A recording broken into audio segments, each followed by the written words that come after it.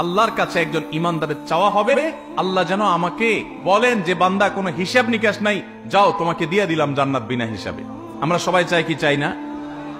একটা আমল করতে হবে। বলবো, আমি মক্কায় একবার এক ভাইয়ের কথা বিভিন্ন সময় আমি বলেছি, যিনি হোটেল ব্যবসা করতেন, আবাসিক হোটেলের। হাজী সাহেবরা যেতেন বাংলাদেশ থেকে উমরা বা হজের জন্য, তাদের কাছে হোটেল ভাড়া দিতেন, এটা তার ব্যবসা ছিল। তো করোনার ঠিক আগে এই লোকটা হঠাৎ করে আমাকে বললেন যে ভাই মনটা খারাপ, বহু বছর আমি এই হোটেলটাতে ব্যবসা করি, মালিক সৌদি মালিকের সাথে আমার ভালো সম্পর্ক, তো আমি যে এই হোটেলটা সারা বছরের জন্য 1 মিলিয়ন রিয়াল দিয়ে ভাড়া নেই, আমার এই স্বদেশী আরেক ভাই বাংলাদেশি আরেকজন, সে মালিকের ফুসলায়া ফাসলায়া আরো 2 লক্ষ রিয়াল বাড়াই দিয়া সে হোটেলটা নিয়ে নিস। আমি 1 মিলিয়ন দিয়ে নিয়েও ব্যবসা ভালো করে করতে কষ্ট হয়, তারপর হারামের পাশে আছি, বেঁচে আছি, আল্লাহ শুকর। কিন্তু সে আরো 2 লাখ বাড়াই দিছে, তাকে দিয়ে দিছে, সে ব্যবসা আসলে করতে পারবে না, আমার ক্ষতি করা তার উদ্দেশ্য হয়তো বা। তো মন খারাপ, আমি দেশে চলে যাচ্ছি। লোকটা অনেক মন খারাপ করছেন যে এত বছর ছিলাম মক্কায়, আল্লাহর ঘরের পাশে ব্যবসা করতাম, আরেকজন এসে আমাকে ল্যাং মেরে আমার ব্যবসা থেকে আমাকে সরাই দিল। খুব মনে কষ্ট নিয়ে লোকটা চলে আসছে দেশে, আমার পরিচিত।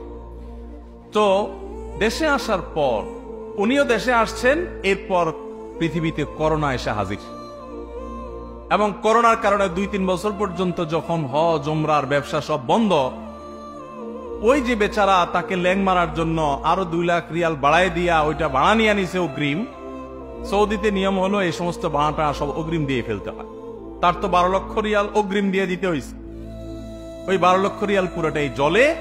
পরবর্তী আরো 2 বছর কোনো হাজি নাই, উমরার যাত্রী নাই, তার ব্যবসা পুরাটাই লাডে।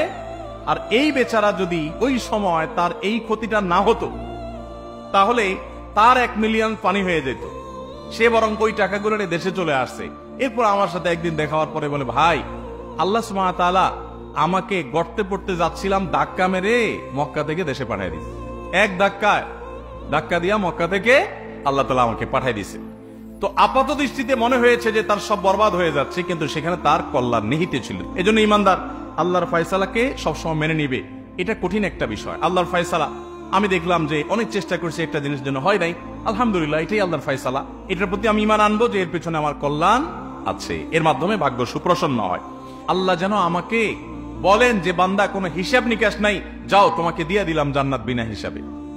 আমরা সবাই চাই কি চাই না? একটা আমল করতে হবে। বলবো, সে আমলটার নাম হলো সবর। সে আমলটার নাম কি ভাই? সবর। ইন্নামা ইউওয়াফাস সাবিরুনা আজরাহুম বিগাইরি হিসাব। আল্লাহ বলেছেন, ধৈর্যশীলদের বিনিময়ে আল্লাহ তাআলা কোনো হিসাব দিয়ে দিবেন না, বলবেন বিনা হিসাবে।